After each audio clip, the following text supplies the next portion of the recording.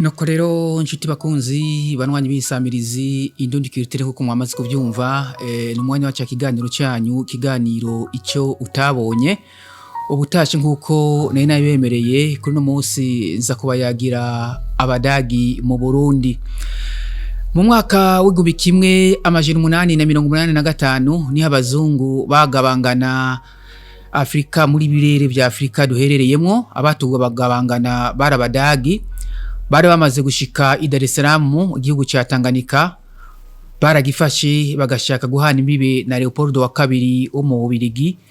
Uyo rero Leopoldo wa kabiri yari yarikebe igihugu cya Kongo cyavuye kibazayire ubu nkuko mubizi akaba ari Republika iharanira demokrasi ya Kongo. Mu mwaka wa 1890 Uburundi, u Rwanda na Tanganyika cyavuye kiba Tanzania. Ivyo bihugu byose byari byegukiye intwaro y'abadagi. Mu mwaka w'igihumbi kimwe n'amajana 896 abadagi niho bashinga ikambi yabo mu Kajaga hafi y'Ubujumbura ariho bahavuye bayimura. Mu mwaka w'igihumbi kimwe n'amajana 897 baca bashinga umurwa wabo i Bujumbura, ico gihe hitwa Usumbura. Umuzungu mukuru w'umudagi wa mbere yashinzwe n'abadagi kurongora Burundi yitwa Von Bet. Abadagi bagishika ngo barakora iki bantu b'Imana muti byari bimeze gute? Baraturira amazu, baranyaga inka, barica abantu, eka nta kintu cineza cyabaranga. None amategeko yo gutwara Uburundi n'u Rwanda yava hehe? Kumbure icyo ni kibazo muce mwibaza mwebwe mwese mubandanya mudutega abiri, mubandanye mudukurikirana ku masanamu mu kiganiro icyo utabonye. I Dar es Salaam abantu b'Imana niho amategeko yo gutwara Burundi n'u Rwanda yava, kandi yasaba ko abatwara bumvikana n'abanyagihugu n'abakuru babo b'ico gihe. Ico gihe rero umwami Mwezi Gisabo yarageramiwe n'abagumutsi ari bo Maconjo na Kirima n'abandi baganwa bo mu bweru no mu bugufi. Muri ico gihe rero abadagi aho gufasha umwami mu kurwanya abo bamenje baciye bashigikira abo bagumutsi nabo baganwa, kuko bari bishimikije intwaro bita ngo mu gutwara igihugu ni mwishimikize amacakubiri mu bantu. Murumva yuko byari ibintu bikomeye cyane. Mu nyuma haraje uwundi muzungu bita Birenge ari bita Von Belange, yashitse asubirira Von Bet. Wewe yashitse ashigikira rwose Kirima na Maconjo, ararwanya yivuye inyuma Mwezi Gisabo. Murumva yuko byari ibintu birasanzwe.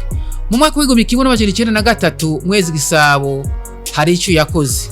Muti none icyo yakoze cyari kimeze gute? Bantu b'Imana icyo yakoze reka ndakibabwira mu kanya.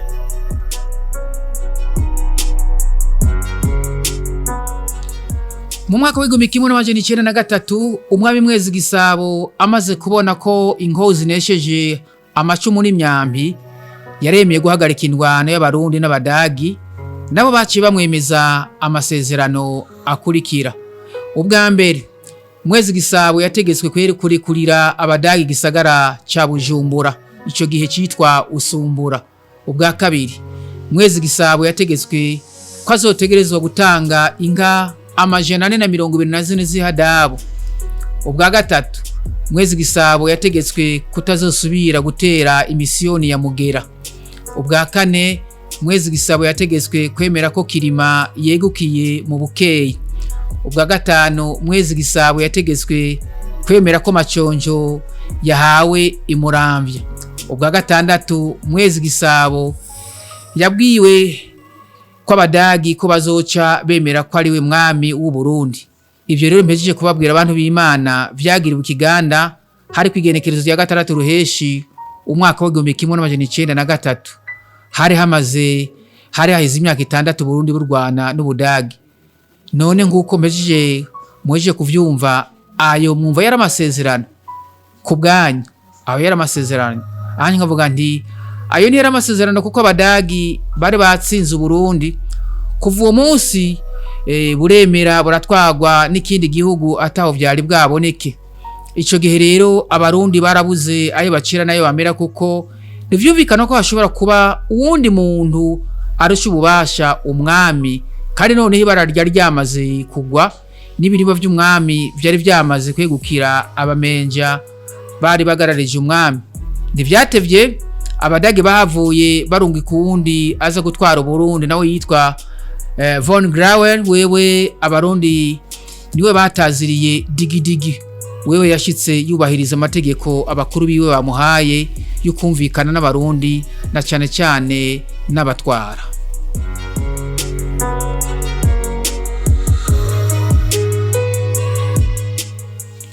Von Grauer ariwe yataziriwe n'abarundi digidigi, amaze kurungikwa n'abadagi ngo atware Burundi.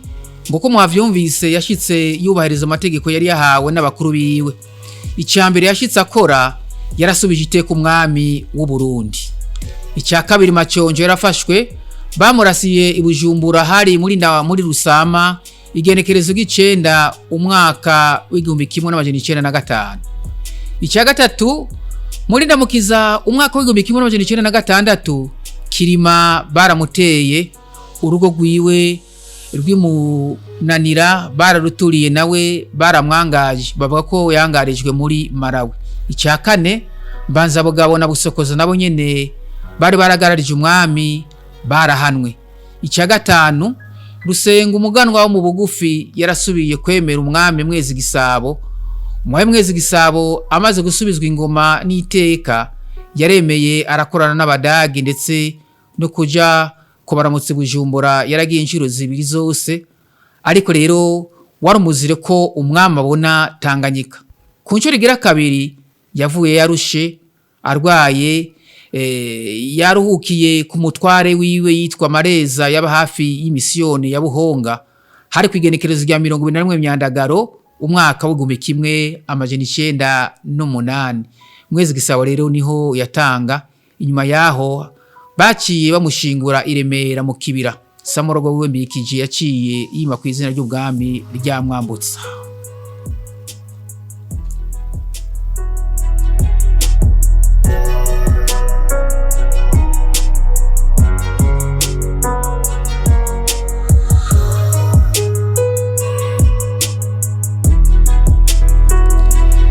Mukurangiza kino kiganiro icyo utabonye, reka turangirize kuri uno mugani. Ubutashe narababwiye igitito, ngira ngo muravyibuka. Ubutashe narababwiye igitito muca muvyibuka. Uno munsi naho nashimye yuko ndababwira umugani. Narebabwiye umugani n'igitito buryo biratandukanye. Muti bitandukaniye he? Mu mugani baravuga bati harabaye, bakigana inkuru ikavugwa, bahejeje bati sijino wahera hohera naka. Aho ni mu gitito. No mu mugani nuko nyene. Ariko budesa rero mu gitito haragera igihe bashira mu gahogo bagahibongoza. Aho ni mu gitito. Mugabo mu mugani ntibigera bahimgoza. Oya, ntibigera bahibongoza. Barigana, bahejeje bati sijino wahera hohera naka. Ubona abantu b'Imana, reka turangirize kuri no mugani w'umugore yahaye umwana umutsima wa bigori azi ko amuhaye ishano. Abantu bafise uburyo bwinshi badashobora kumenya ivyiza n'ibibi. Habaye umugabo n'umugore, hanyuma uyu mugabo n'umugore barabana. Bamaze kubana, murazi nguko mubizi namana babwiye ngera namwe muramaze kuyibona. Burya urupfu ntirurara ubusa. Buruko rantegabira urashobora kuba wira ubusa cyangwa ukarara ubusa. Ariko urupfu si uko bimeze. Ntibigera rurara ubusa kandi ntirizugera rurara ubusa. Hama rero wa mugabo n'umugore bamaze kubana, baca baravyara umwana umuhungu. Bamaze kumuvyara nguko nababwiye urupfu ntirurara ubusa. Wa mwana yagumye ngaho, araguma ngaho arakora bukibuki. Wa mugore yamuvyara acarapfa. Amaze gupfa, murumvise yuko wa mwana yacisigara ku mfuvyi, yacisigara ku ngoyi, acisigara ari imfuvyi. Hama wa mugabo rero, wa mugabo niho yigira inama yo kwishobora kuzana undi mugore kugira ngo amufashe kurera uyo mwana. Ntivyatevye, wa mugore yarashitse muri rwa rugo ahasanga wa mwana w'umuhungu. Amaze kwasanga wa mwana w'umuhungu, mu ntango yaramureze, yamwe imico adafise. mugabo wa mugore amaze kwirongera umwana wiwe rwa rukundo rwaciye rutituka ashatangura gukunda umwana wiwe yivyariye mu nda. Umwe yasanga mu rugo atangura kumuha amananiza. Wa mugore no yigira inama ati rero kugira ngo uyu mwana sinsubire kumubona, kugira ngo uyu mwana nivyariye azotorana ibi byose biri muri runo rugo, nuko no mwica. Weri yaciye yigira inama yo kumwica akoresheje ubwenge budasanzwe, mugabo kumuhava mu vyumva yakoresheje bujuju. Waca yigira inama yo kumuha umutsima wa bigori. We yavuga ati reka nze ndamugaburira umutsima wa bigori, niyarya bwinshi hazogera igihe bushika mu nda bube nk'urubuye, hanyuma nibwamara kuba nk'urubuye uyu mwana azoca apfa. Amaze gupfa sise ari kurondera amafaranga, saba bayi si inshuti, nta numwe azomenya yuko ari ndamwishi. Hama wa mugore ico yakubitirwa kwa rukurima, hanyuma akimbura ibigori akabikaranga, hanyuma akabisya hakavamwo ifu, hama akacagaburira wa mwana. Wa mwana rero akacamugaburira wa mutsima wa bigori, akabukoza inyabutongo. Aho hambere hahise zari nyabutongo. Iyo mikeke murya muri kumwe nizo nagara nizo zindi mboga z'ubundi bwoko bwa kizungu ntizabaho. Wa mwana rero amaze kurya wa mutsima wa bigori abukoza inyabutongo aravyibuha aramera neza aratagata. Hajya utamiye ntutamure uba waratamizwe, basogokuruza niko bayivuze.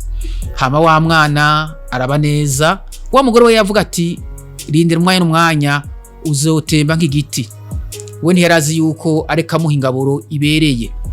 Niho rero wa mugabo yataha atashe akabona wa mwana we ukuntu ameze. Wa mugabo akashimira umugore bati mufashe wanje n'ukuri umwana aramufata neza, nikivyerekana nuko avyibushe ameze neza. Wa mugore ati rindira umunsi n'umunsi uzogaruka usanga umukondo yaraweretse juru. Niho rero wa mwana yabimenyera. Ariko rero imbere yuko afungura yatangura kumukubita inkoshi, akamuvuma amate mu maso, akamukubita akamutuka ibintu nyene urazi ugutuka ntagutorera. Ivyo bintu byose yarabiye bimwe igihe kirekire. Hama rero wa mugabo niho yataha avuye ibwami, urumva ko yarafise amabanga ajejwe ubwami. Ashitse acasanga wa mugore ariko aracumba wa mutsima wa bigori agira uhe wa mwana wiwe. Amaze kubona wa mugabo wiwe yaciye ahingura imfungurwa, arahindura imfungurwa, hanyuma aca amufungurira ibiraya. Amufunguriye ibiraya wa mwana nasi kubifungura. Hanyuma yasi kubifungura wa mugabo ati mwana fungura. Wa mwana ati ico bamenyereje. Wa mugabo ati mufasa mbere umwana ico wamumenyereje. Wa mugore kubwo yarazi yuko yamugaburisha, we yarazi ko ari shano, byaramugoye kugira ngo bimugaburire, arigumya. Hanyuma wa mugabo ati mwana fungura, ati ico bamenyereje. Wa mugabo abwira wa mugore ati mufasa mbere umwana ico wamumenyereje. Wa mugore byaranse kwa bimuha. We yavuga ati mpava nubahuka mfate rino shano, ndari mwese wari ngaha bigenda gute? Nuko wa mugabo ati mwana fungura, teka ati ibyo bamenyereje nibyo nshaka. Wa mugabo rero yaharageze igabara kumengana imikino arakara. Uraza umugabo mugwi warakara niko bimeze. Habati wa mufasa mbere umwana ico wamumenyereje vyanka bikunda. Wa mugore ati ari gupfa napfuye yabibonye. Ico yakoze yacagera afata wa mutsima wa bigori umwe yanyegeza ariko aracumba, acawuha wa mwana, acamuha n'imboga zari nyabutongo. Hanyuma wa museruga ati mwana ivyo bakumenyereje babiguhaye n'ufungura. Ati hari ibindi ntarabona. Wa mugabo ati mufasa hari ibindi utaramuha, none bimuhe afungure. Wa mugore ati none mpava nubahuka ndamukubite, ndamutuke kuri nyina, ndamuvuma amate mu maso, ndamukubita inkonji, inkoni se wari ngaha. Arigumya. Hanyuma wa mugabo ati oya mufasa soko bigenda, mbere umwana ico wamumenyereje afungure, urabara yuko ameze neza ntarabikwiza. Wa mugore ati ari kumenyekana namenyekanye, ari gupfa ngiye gupfa. Acafata atangura kumuvuma amate mu maso, amutuka kuri nyina ngo arakajiyo yagiye, amukubita inkoshi mu mutwe, amukubita kanwafu wa mwana acabona gufungura. Wa mugabo ati tubwa bundi umwana wanje ivyo nivyo yamumenyereje. Amutuka kuri nyini yo yagiye ngo nawe ngo bari yagenda. Amuvuma amate mu maso. Amukubita ingoshi mu mutwe. Inkoni ati nivyo. Wa mugabo ati mwana none ivyo wamenyerejwe nivyo? Ati nibi. Ati kandi cyo gituma ariko ndafungura. Ati ivyo yamenyereje nibi. Wa mugabo amaze kwibona ati umwana wanje bwa bundi yararambye ico yakoze yaciye awuvuguta, uwundi yavuguse so uwundi yaciye yirukana wa mugore acara mwirukana. Mbega mwebwe mwese muri ko muntega abiri, muri ko munkurikirana ku masanamu naho tutarashika kure, uyu mugabo mumva yagize neza canke yagize nabi? Umwe wese imbere yuko tuba turaba inyigisho zirimo uca wihinyisho. Hama wa mugabo rero yaciye yirukana uyu mugore. Gushika kuri no saha ariko ndabayagira muri ko munkurikirana ku masanamu, uyu mugore aguma agenda ntaricara. Muvyumva gute? Gushika kuri no saha muri ko munkurikirana, uyu mugore nuba aracyagenda ntarashika iyagenda. Sije rero hohera uyu mugore w'ikijuju yahawe uyu mwana yasanze mu rugo umutsima wa bigori azi ko amuhaye ishano. Ntiyashoboye kumenya yuko amuhaye ingaburo ibereye ku magara y'abakuze n'abato. Nuko rero uwo ni umugani nari nabateguriye. Mu kanya duce turaba inyigisho iri muri uyo mugani, hanyuma duce turangiza kino kiganiro ico utabonye. Nuko rero je uyu mugore namwise yuko ari umugore w'ikijuju. We nawe uri kurantega abiri kurankurikirana ku masanamu sinzi ingene wo mwita. Yafashe umutsima wa bigori awugira mu cyumviro uburozi, awugira ishano, aribagira yuko umutsima wa bigori ari umutsima udufitiye akamaro, na cyane cyane birya bigori bakaranga bagasya ku buryo bwa kirundi kurusyo cyangwa n'ubwa kizungu, byose ni ibintu bimeze neza. We yibaza yuko muhaye ishano. Murumva yuko yihenze. Abameze nk'uyu mugore nibaza ko bariho. Inyigisho rero ni kuri bandi. Inyigisho ni kuri abo bagore benshi bari kuri ino si ibera ku by'umubona n'ibyo tutabona. Benshi abagore benshi bamaze gushika mu ngo, je nje nibaza ikibazo. Sinzi namwe ko mucibaza. Kubera iki abagore benshi bamaze gushika mu ngo bakunda abo bavyaye? Kubera iki badakunda abo batavyaye? Kumbura ico ni kibazo mushobora kwibaza. Je nakibajije. Kubera iki aho usanga hirya no hino tukaca tugenda mu buzi ugasanga abakoresha bamwe bakunda bakanka abandi, kandi bose baba bariko barondera umwimbu w'iterambere kuri bose? Kubera iki? Rero nashaka kuvunira urugohe abo bakoresha bamwe benshi n'abagore bamwe bashika mu ngo bakaca bigira ibyo bishakiye, yuko bokwikibuka kugira ngo ntibazogume bagenda. Birababaza kuguma ugenda ntushike. Ndabavunira urugohe rero bahindura inyifato n'ingendo kugira ngo nibafata urugendo nibagenda bazobagende bashike iyo bazoba bariko baraje. Nuko rero inshuti bakunze namwe banwanyi mwari muduteza abiri, ikiganiro ico utabonye kikaba kigarukiye nga. Reka chimini mwebwe mwese mubandanya mudutega abiri. Ndabashimira mwebwe mwese mubane mudutega abiri mutubona ku masanamu. Ariko rero ico ndabasaba, mugihe tuba tubayagiye mu kiganiro ico utabonye, mwibuka gusabikanya ikiyago tuba twabahaye, mugisabikanye n'abandi. Nguko mubizi isi ifise imigabane 5.